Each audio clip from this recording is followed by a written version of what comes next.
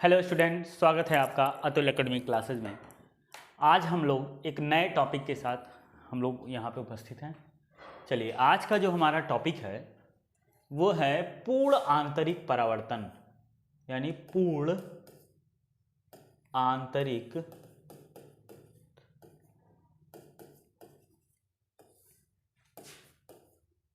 परावर्तन। अरे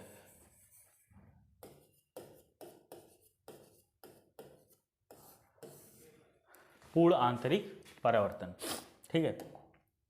तो पूर्ण आंतरिक परावर्तन क्या होता है? देखिए, टोटल इंटरनल रिफ्लेक्शन, इसका इंग्लिश में नाम है टोटल इंटरनल रिफ्लेक्शन। अब यहां समझते हैं ये होगा क्या। देखिए, इसमें भी आप क्या करिए, एक तल ले लीजिए, एक ये तल है, ठीक। लेकिन अब तल को थोड़ा सा उल्टा बनाइए, ठीक। अब यहां समझिएगा, ये वाला जो माध्यम है ये हमारा है सघन। किधर है? सघन। ये माध्यम कैसा है? सघन। और ये माध्यम हमारा क्या है? विरल। अब समझिएगा, पूर्ण आंतरिक परावर्तन की घटना तभी हो सकती है जब आपकी लाइट सघन माध्यम से किधर जाए? विरल माध्यम से। अब ये है क्या चीज, इसको कहते क्या है, ये घटना क्या है? घटना समझ लीजिए पहले आप, फिर इसके बारे में हम बात करेंगे क्या क्या होता है इसमें। देखिए, मान लेते हैं कि एक अभिलंब होता है हमेशा। एक क्या होता है? अभिलंब, ठीक। अभिलंब पर ये क्या है? अभिलंब है, ये अभिलंब है, ठीक। अब इसमें कह रहे हैं कोई एक किरण है जो यहाँ से आ रही है, ये है सघन माध्यम से आ रही है, तो ऐसे आ रही है। तो ये क्या होगी, जब विरल माध्यम में ये ले जाएगी, विरल माध्यम में जब जाएगी तो विरल माध्यम में ये चीज़ क्या हो जाएगी, ये इस तरह तो होगी नहीं, ये होगा क्या इसमें, ये अभिलंब से, यानी इस अभिलंब से क्या हो जाएगी? दूर हट जाएगी, यानी कुछ ऐसे चली जाएगी, ठीक। तो ये अभिलंब से दूर जाएगी, ठीक। और ये वाला कोण क्या होगा? आपतन कोण, आपतित। और ये क्या होगा? परावर्तित, यानी आर। अब करना ये है कि जब देखिए, अब होगा कैसे, मान लीजिए ये आपतन कोण है और ये परावर्तन कोण, ठीक। ऐसे आपतन कोण है, परावर्तन कोण। अब जैसे जैसे आप आपतन कोण को बढ़ाएंगे, मान लेते हैं ये है आपतन कोण को, जैसे जैसे बढ़ाएंगे वैसे वैसे वैसे वैसे ये हो जाएगा, परावर्तन कोण बढ़ता जाएगा। अब परावर्तन कोण को, आपतन कोण को ऐसा बना दीजिए कि परावर्तन कोण इस पे लाई करने लगे। यानी जब एक घटना ये हो गई, दूसरी घटना क्या हुई, अगर मान लीजिए यहाँ पे ला देते हैं, ठीक, आपतन कोण, तो ये हो जाएगा इस पर, मान लेते हैं ये हो जाएगा। तो इसकी वैल्यू के लिए, कौन सी वैल्यू? ये वाली, ये जो दूसरी वाली वैल्यू है, यानी इसके लिए जो आई है, इसी आई को कब, जब इसका मान क्या हो जाए? 90, ठीक। यानी इसका मान इधर नहीं 90 होगा, इधर 90 होगा, इधर क्या हो जाएगा? 90। यानी ये वाला कोण है, जरा समझिएगा, ये है एक, इसको हम थोड़ा दें, देखिए ये वाला कोण, एक ये था और एक ये वाला है, ठीक। तो ग्रीन रे आ रही है, तो ग्रीन के लिए चला जाएगा भैया ग्रीन, और ये वाली रे के लिए हम लोग चले जाएंगे इसके पास, ये। यानी आपतन कोण को इतना बढ़ा दिया जाए कि परावर्तन कोण क्या हो जाए? 90 डिग्री। तो ऐसे आपतन कोण को, यानी इस वाले आपतन कोण को हम लोग क्या कहेंगे? क्रिटिकल एंगल या क्रांतिक कोण। तो अब क्या होगा, क्रांतिक कोण के बाद अगर कोण बढ़ाओगे तो रे इसी में वापस चली जाएगी। ध्यान रखिएगा, इसको एक बार फिर से समझ लेते हैं कैसे है। जब कोई रेज, आपतित किरण सघन माध्यम से विरल माध्यम में जाती है तो अभिलंब से दूर हट जाती है। जब अभिलंब से दूर जाती है तो ये होगा क्या कि अभिलंब से जब दूर जाएगी तो धीरे धीरे इसको हम कोण बढ़ाएंगे और ये अभिलंब से और दूर होते होते चली जाएगी। एक ऐसी घटना आए, एक ऐसा समय आएगा जब ये आप परावर्तित किरण जो है इस तल के यानी अभिलंब से, यानी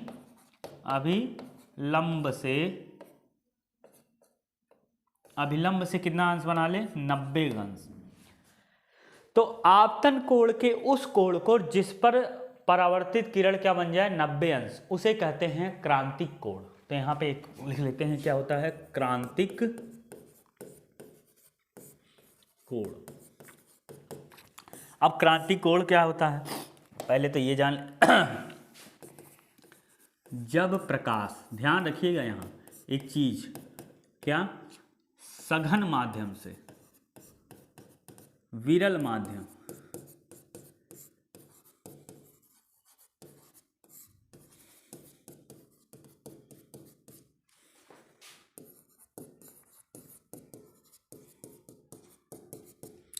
सघन माध्यम से किधर जा रही है, विरल माध्यम की ओर। तो विरल माध्यम की ओर जाती है तो अभिलंब से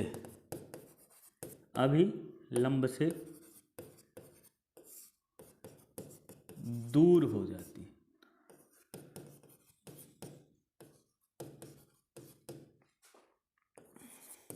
ठीक, अभिलंब से क्या हो जाती है, दूर हो जाती है। ठीक, तो क्या होता है कि ठीक, ये घटना है। तो क्रांतिक कोण की घटना कब होगी, जब आपतन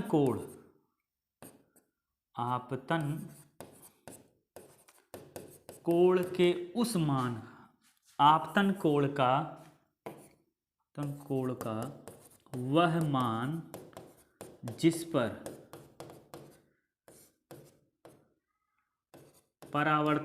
अपवर्तन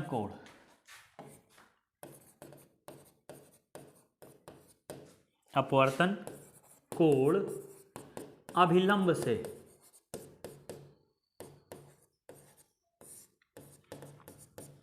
से 90 अंश का कोण बनाता हो,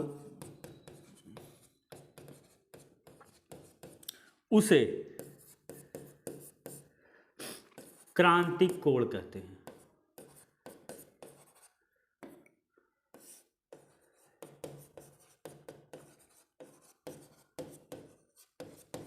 ठीक, यानी क्रांतिक कोण के लिए आपतन कोण के वह मान जिस पर, आपतन कोण का यह मान यानी ये वाला मान, ठीक, आपतन कोण का यह मान जिसके लिए परावर्तन कोण कितना बना रहा हो, 90 अंश का कोण बना रहा हो। ठीक, तो उसे क्या कहते हैं, क्रांतिक कोण। अब यहां देखिएगा, जहां पे आई का मान कुछ भी हो, आई का मान आई हो, यानी आई तब क्रांतिक कोण बनेगा, आई को ही क्या कहते हैं, क्रांतिक कोण, जब आर का मान कितना हो जाए, 90 अंश। ये समझिएगा। ठीक, तो क्रांतिक कोण तभी वह कहलाएगा जब आर का मान क्या हो जाए, 90 अंश। ठीक, यदि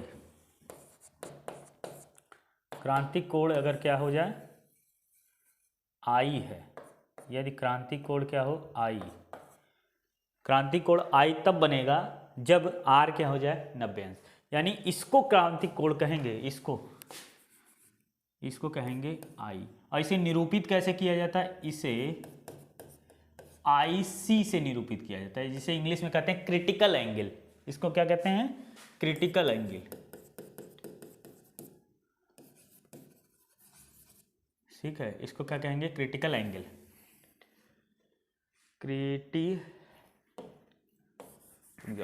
थोड़ा सा स्पेलिंग देख लें, CRI एंगल। अब ये क्रिटिकल एंगल के बाद की घटना जो होती है उसे कहेंगे परावर्तन। यानी अब यहाँ दो कंडीशन होगी, क्या है, जैसे जैसे यदि क्रिटिकल एंगल से बड़ा एंगल होगा, यानी अगर अपवर्तन कोण यानी इसको और बढ़ाया जाए तो ये रे इसी माध्यम में वापस आ जाएंगी।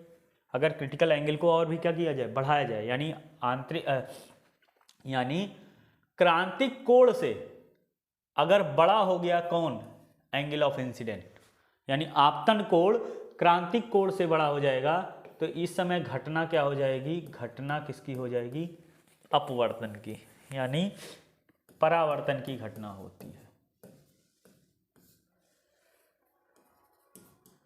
घटना होगी,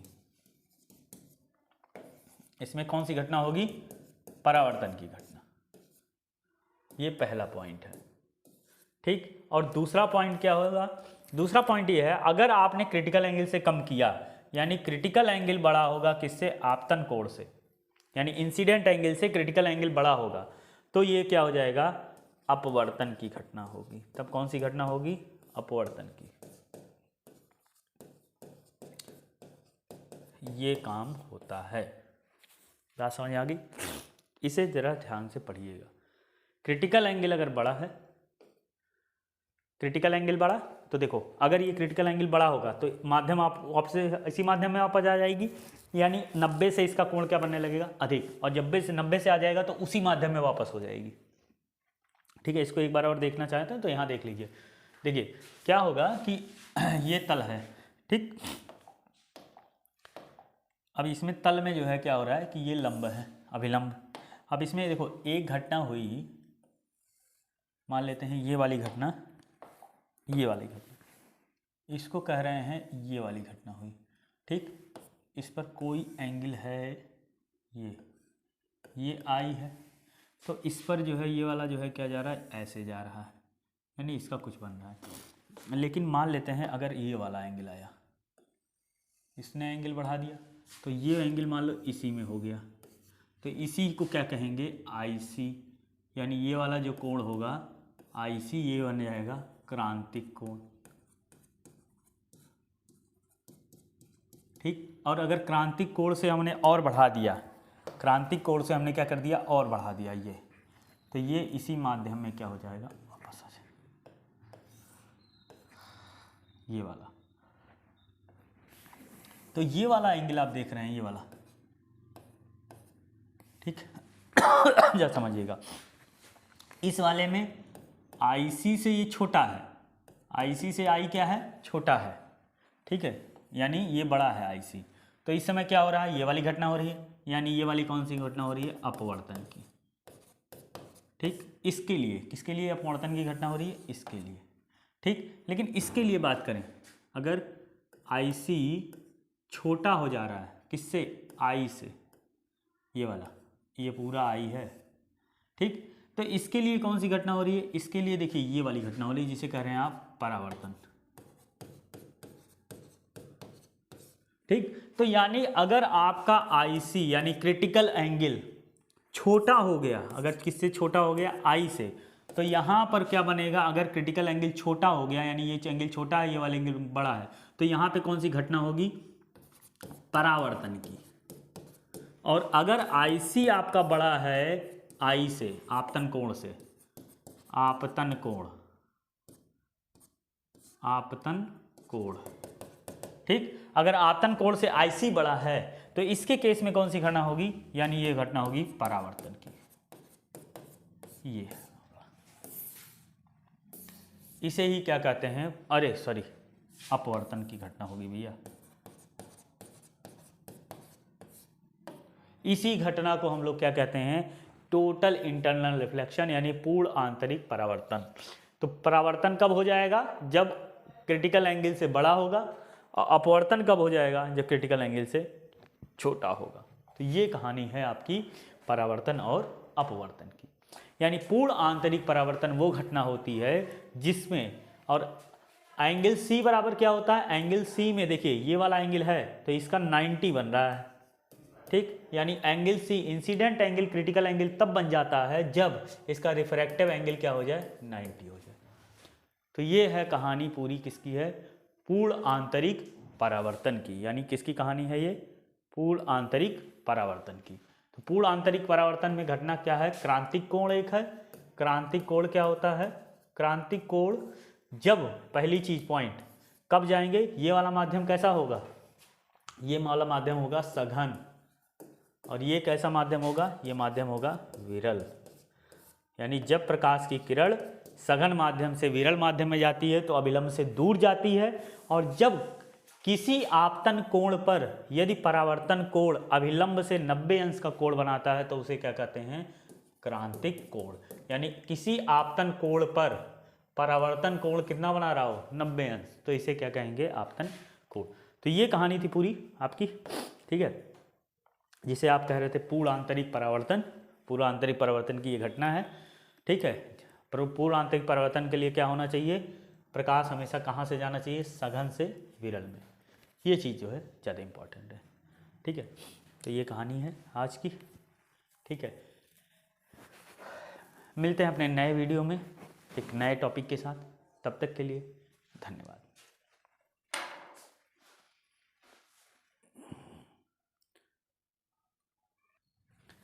इसमें मैं आप लोगों को एक चीज़ और बता दूं कि जो है हम लोग जो है एक डेरिवेशन को जो है बाद में करेंगे, क्योंकि ये एक जो थ्योरेटिकल टॉपिक है उसको ख़त्म करके फिर लगातार कंटिन्यू क्या करेंगे? डेरिवेशन करेंगे। तो अभी हम लोग क्या अभी जो है उसमें हम लोग का एक छोटा सा टॉपिक और भी है, उसका उपयोग है। किसका उपयोग है? किसके बारे में उपयोग? किसकी चीज़ का? जो हम लोगों ने पूर्ण आंतरिक परावर्तन की घटना जो पढ़ी है उसका क्या है? उपयोग है। तो उपयोग में क्या क्या चीज़ें हैं उसको देख लेते हैं, ठीक है। तो उपयोग में हमारा जो है, ये तो अभी लेंसेज शुरू हो गए हैं, खैर ये हमारा पूर्ण आंतरिक परावर्तन। पहला उपयोग है प्रिज्म, ठीक है। पहला उपयोग क्या है? प्रिज्म है। चलिए देख लेते हैं प्रिज्म में क्या चीज़ है, इसके बारे में हम लोग देखेंगे। प्रिज्म, ठीक। और यहाँ पे आपका बोर्ड का, ठीक है, प्रिज्म। अब देखिए प्रिज्म में क्या कहा है? प्रिज्म को 90 अंश में या 180 अंश में, प्रिज्म क्या होती है? एक डिजाइन होती है कांच की, ठीक है। उपयोग, ठीक, किसका? TIR का, टोटल इंटरनल रिफ्लेक्शन का, TIR का उपयोग है। पूर्ण आंतरिक परावर्तन जिसे आप कहते हैं उसका उपयोग है। पहला है क्या? प्रिज्म, ठीक। पहला काम क्या है? प्रिज्म, ठीक। इसको इंग्लिश में प्रिज्म।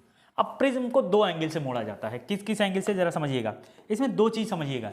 एक तो होती है ये, इसको क्या कहते हैं? मान लीजिए लंब मान लें, इसे मान लेते हैं आधार और इसे मान लेते हैं बेस। यानी ये हो गया लंब, ये हो गया आधार और इसे मानते हैं कर्ण। अब यहां पे दो चीजें समझिएगा। अगर लंब की साइड से, अगर लंब या आधार की साइड से, किधर किधर या समझिएगा, किस साइड से करेंगे? या तो लंब की साइड से आए, ठीक है। किधर से? लंब की साइड से आएगी रे। देखो अब इसमें पहली कंडीशन क्या है कि अगर मान लो ये आधार, ये आपका क्या है? ये वाला हिस्सा, ये है प्रकाश का, ये बनाता है आपका 90, रुक जाइए, ये बना लिया आपका 90 अंश, ठीक। अब होगा क्या इसमें? जरा समझिएगा। अगर प्रकाश इधर से आया, ठीक, किस साइड से आ रहा है? जरा सब इसको छोड़ो, इसको पहले एक चीज़ है, इसको जरा ऐसे ही रखते हैं, ठीक, क्योंकि आपको समझने में समस्या ना हो। अगर प्रकाश लंब और आधार की साइड से आएगा, लंब और आधार, तो क्योंकि ये 90 है तो इसकी बाकी भुजाएं क्या हो जाएंगी? दोनों भुजाएं क्योंकि समान है तो ये हो जाएंगी 45 45, ठीक, ये हो जाएंगी 45। अब अगर मान लेते हैं हमारा लंब की साइड से आ रही हैं तो ये इधर जाएंगी, और यहाँ से अगर आ रही हैं तो ये ऐसे जाएंगी, यानी ये भी क्या हो जाएंगी? लंब बनाएंगी। लेकिन ये पहली कंडीशन है, चाहे आधार से आए या फिर किससे आए? लंब से आए, ये चीज़ दोनों कंडीशन एक ही आएंगी, ठीक, पहला चीज़। और दूसरा कंडीशन ये है, दूसरा कंडीशन में क्या होगा? अब इस वाले हिस्से से आए, अगर मान लेते हैं कौन से हिस्से से आ रही है? इस वाले हिस्से से आ रही है,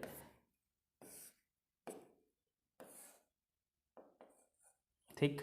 तो इस वाले हिस्से से आएगी तो ये जाएगी यहाँ, फिर ये चीज़ इसको मोड़ेगा और फिर ये अपने मार्ग में वापस।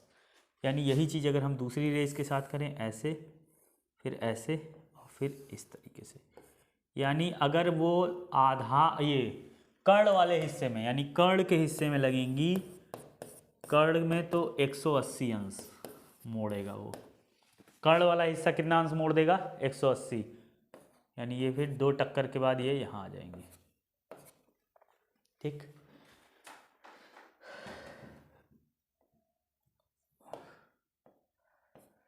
ये हो गया आपका ये कहानी, ठीक। और अगर आपका लंब और आधार, यानी लंब और आधार के हिस्से से आ रही है, कई बार ये क्वेश्चन आता भी है, तो आप ये चीज़ समझिएगा, लंब या आधार के हिस्से पे आएगी, यानी जो एंगल यहाँ बना होगा वही एंगल क्या हो जाएगा, तो एंगल कितना बनेगा 90 डिग्री। रिफ्रैक्शन, ये एंगल ऑफ रिफ्रैक्शन है, यानी अपवर्तनांक, अपवर्तन के पश्चात, ठीक। अपवर्तन के पश्चात वो कितने जाएगी 90 अंश, और यहाँ अपवर्तन के पश्चात क्या जाएगी 180 अंश।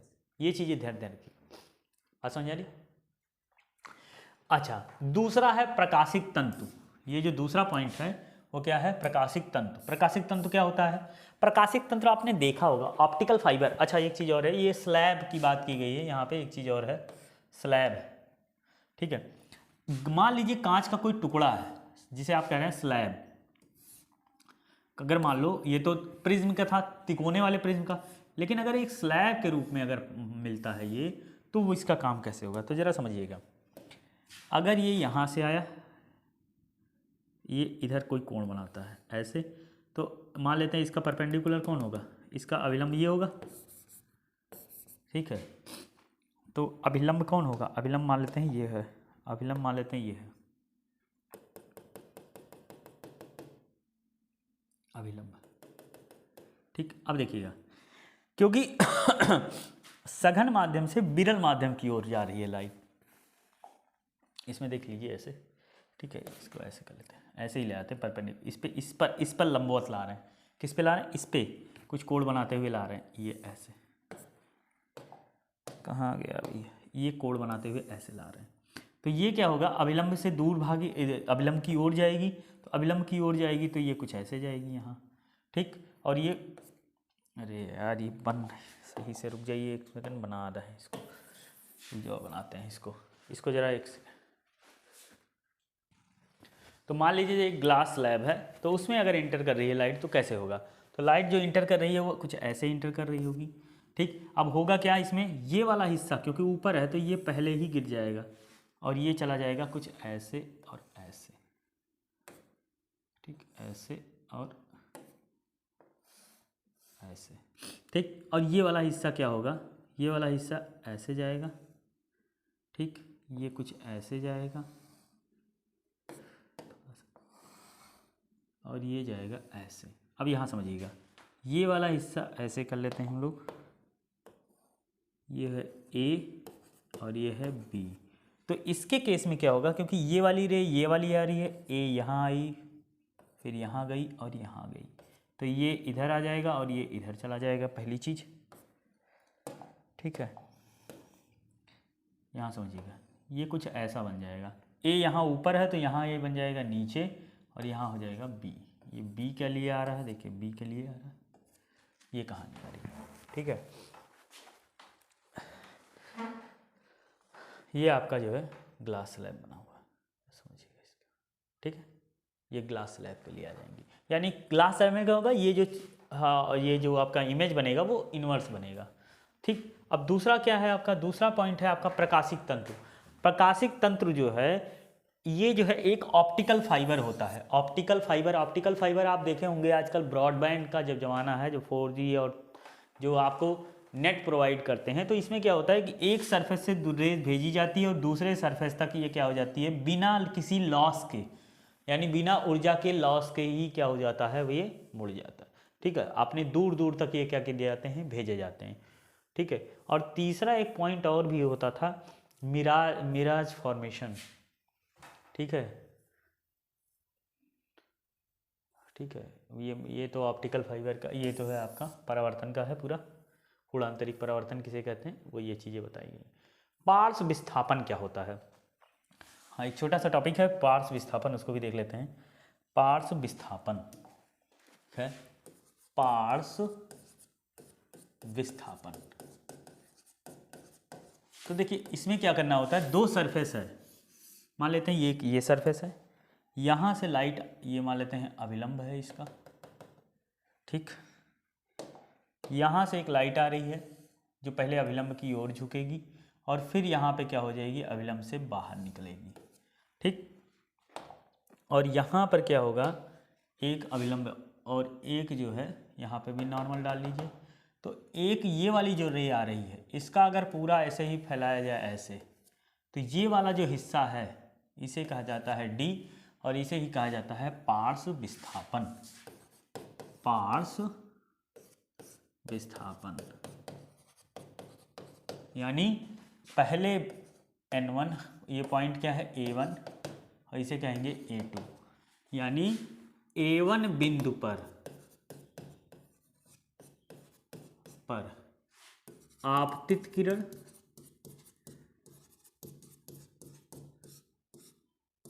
तथा A2 बिंदु पर परावर्तित किरण के बीच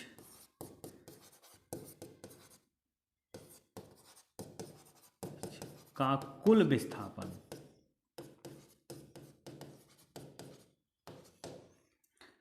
पार्श्व विस्थापन कहलाता है। ये एक तरीके से आप ऐसे समझ सकते हैं, मतलब इसका विस्थापन इस बिंदु पर और इस बिंदु पर जब दोनों को जोड़ दिया जाएगा तो एक्चुअल में ये वाली वेव, ये वाली जो रे है, ये वाली जो लाइट की किरण है, वो कितना ओरिजिनल पोजीशन से कितना विस्थापित हो गई है, उसके बारे में ही कहा जाता है पार्श्व विस्थापन। इसे किससे निरूपित करते हैं, इसे डी से निरूपित करते हैं, डी से निरूपित करते हैं। ठीक है, अब इसको प्रूव करने के लिए करते क्या है, इस वाले को हम लोग देखिए, ये वाली वेव है तो हम लोग यहाँ से भी एक परपेंडिकुलर डाल लेते हैं। ठीक है, ये भी क्या हो जाएगी, इस पर 90 हो जाएगी। अब आप क्या करें, एक इसको बढ़ा लीजिए यहाँ, ठीक है, और इससे इसका प्रूफ आपके यहाँ पता नहीं है कि नहीं है, देखना पड़ेगा। प्रूफ शायद नहीं है, इसका प्रूफ नहीं है पार्श्व विस्थापन का। ठीक है, पार्श्व विस्थापन का प्रूफ है, एक छोटा सा एंगल बताया जाता है, ये वाला। ठीक, ये देखिए इसके एक्चुअल पॉइंट से, ठीक, और यहाँ से, यही है पार्श्विक विस्थापन, जिसे आप प्रकाशीय माध्यम दो संगन माध्यम के चाल का अनुपात होता है। यानी यहाँ पे जो इस वाले माध्यम में जो चाल का अनुपात होगा और उस वाले माध्यम में जो चाल का अनुपात होगा, उसी को क्या कहते हैं। इससे क्या होता है, ये विस्थापन की घटना दिखाई देती है। हम लोग देखो, जब किसी में सिक्का कोई डालें आप, कांच का, कांच में किसी सिक्के को डालते हैं तो आप देखते हैं कि वो जो है सामने दिखाई देता है अगर आप सीधा देख रहे हैं। लेकिन जैसे ही आप एंगल बनाएंगे, ये तो सीधा दिख रहा था तो यहाँ पे दिख रहा है, लेकिन अगर जैसे ही बनाएंगे वो एंगल, ये वाला इमेज जो है यहाँ पे हो जाएगा और आपको सिक्का जो है एक्चुअल में दिखेगा यहाँ, लेकिन एक्चुअल सिक्का कहाँ रखा रहेगा, यहाँ पे। ठीक है, तो ये इसके कुछ नियम हैं और कुछ उपयोग हैं, जिसको इतना डिटेल में नहीं है। बस ये कांच वाला जो है ज़्यादा आता है, और एक जो है डाटा केबल वाला, डाटा केबल का है, ये ऑप्टिकल फाइबर वाला। ठीक है, अब इसके बाद जो हमारी सीरीज शुरू होगी वो है डेरिवेशन सीरीज। ये पूरे चैप्टर्स का डेरिवेशन ही शुरू होगा, लेंस के बाद आएंगे। लेंस से पहले हम लोग पढ़ेंगे फोकल दूरी और वक्रता के त्रिज्या में एक संबंध, और उस संबंध के बाद हम लोग पढ़ेंगे उसका फॉर्मूला। ठीक है, तो मिलते हैं अपने नेक्स्ट वीडियो में एक नए टॉपिक के साथ। तब तक के लिए धन्यवाद।